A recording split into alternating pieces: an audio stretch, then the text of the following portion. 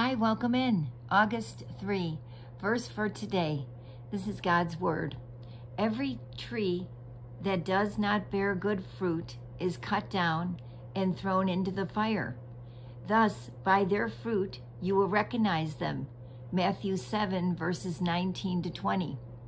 Ezekiel 15, verses 1 to 5. Dead wood. One day the Lord asked Ezekiel, "What use is there for the wood of a dead vine?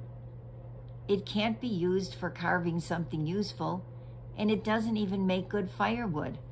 Trees of the forest are much better for that.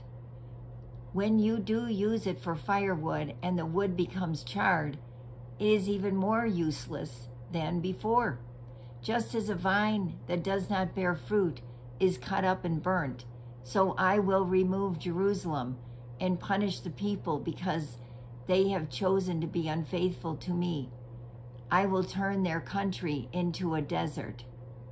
Am I bearing fruit? We face many choices each day. Some choices are important, some are not. Some choices can be made for us, others can only be made by us. Some decisions can be changed, some cannot. God's people had made their choice, and it was an important choice. Unfortunately, it was the wrong choice.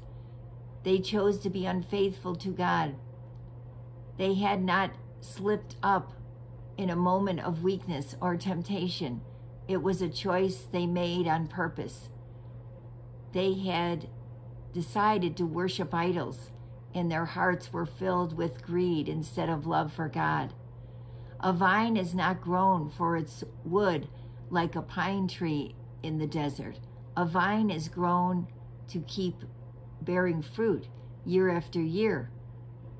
Even after a tree is chopped down for firewood, a vine keeps blessing people with its fruit. Jesus said that God is the gardener. He cuts back every branch that bears fruit so that it becomes even more fruitful.